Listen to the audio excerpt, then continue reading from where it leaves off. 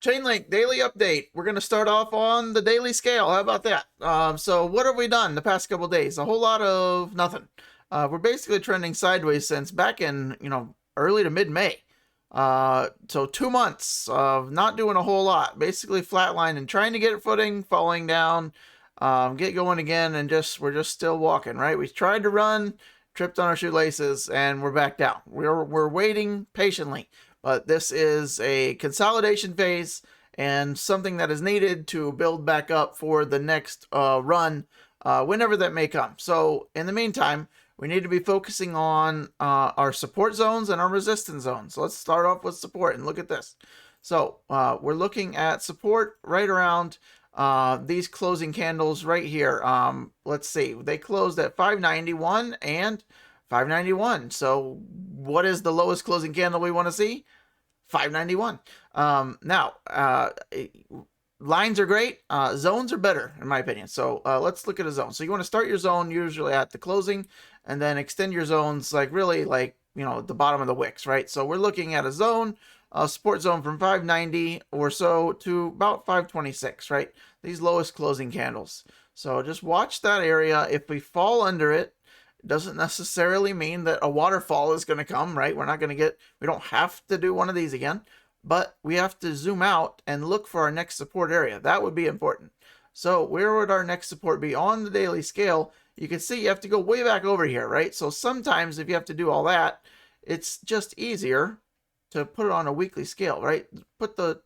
Instead of looking way out, just zoom out, right? So there's the weekly scale, and really that support zone is very similar even on the weekly scale.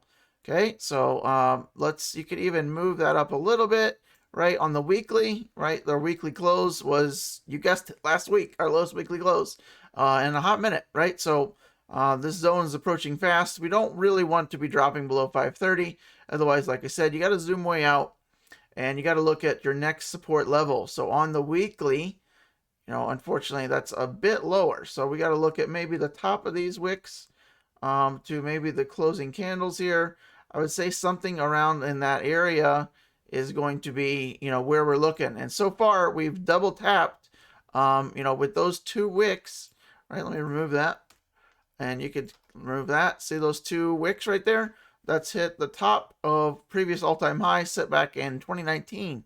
So we've already hit the top of that support zone.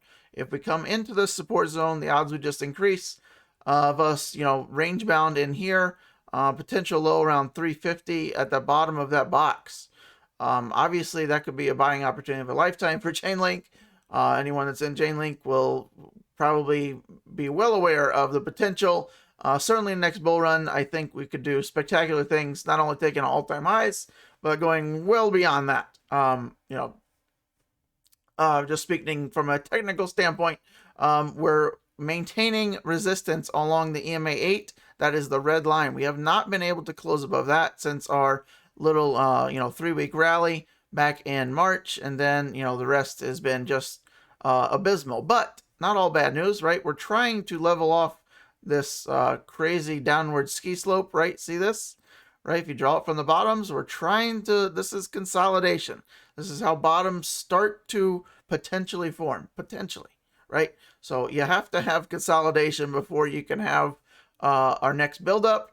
Are we going to hold this? Are we going to fall down in here? Obviously, it greatly depends on what Bitcoin does, but here's your zone, right? If you're ever lucky enough to buy Chainlink down here, that's probably going to work out very well for you going into the next bull run.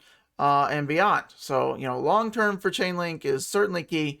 Although it's not been a great performer the past year, they're building, right? Anything that's worth doing takes time, and they're building. So just because you bought back in here, it's okay. You just have to have more patience. The higher you buy, the more patience you must have. Okay. And most people in crypto do not have patience. So just if you would have bought anywhere time before from 2018 to 2021, you're still in pretty great profit. Okay, so people that bought in March, April, May of 2021 that are the whistleblower, so to speak, on their portfolio. But that's neither here nor there. Okay, so we're making strides. we need to be paying attention to, the support zone.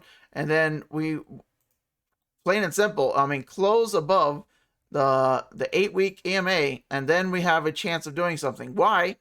Nothing special about the EMA 8. It's that we haven't done it in a long time. So if we could manage to at least close one candle, maybe we at least have some kind of a rally going, right? You can see like the little wave effect going that Link does. So that's step one. Until then, it's probably in your best interest, not financial advice, but just, until we close above that, unless we have a flush. Yeah, if you have a flush down here, sure, buys. But buying before that, it's a little bit risky, right? If you're long term, sure, right. Buy your heart out at this level. You'll look like a rock star in years from now, I promise. But Chainlink is doing spectacular things behind the scenes, and those who are patient will be rewarded in Chainlink Valhalla. All right, let's look at some indicators real quick, and wonder why Chainlink isn't moving. Well, we have no momentum on the weekly scale. We're trying, but until both of these lines, the red and the blue, get up in the shaded area, we can't do much of anything. And not only that, I'd really like to take out our kind of our line here, right? Let's get above 50. Let's get it moving. If we can do that, then I think we'll see some spectacular things in crypto, Chainlink included. So keep that in mind. But that's why, right? We have no momentum going. Our stochastic, our RSI, relative strength, right? It's weak right now. He's hitting the gym. He's thinking about it. Take some time, okay? All right. So just keep that in mind. Have patience, and Chainlink Valhalla awaits. All right. So let's look at quote of the day. You are remembered for the rules you break. Do something different is what that means. Do something spectacular. There you go. Car of the day, Nissan GTR. If you got it before I said it, congrats to you. You're probably a car person, which you probably are somewhat if you're watching this far to begin with. There's a different color for you. Sunburst orange. That's probably not the right color. I just made that up. Quicksilver. Not bad.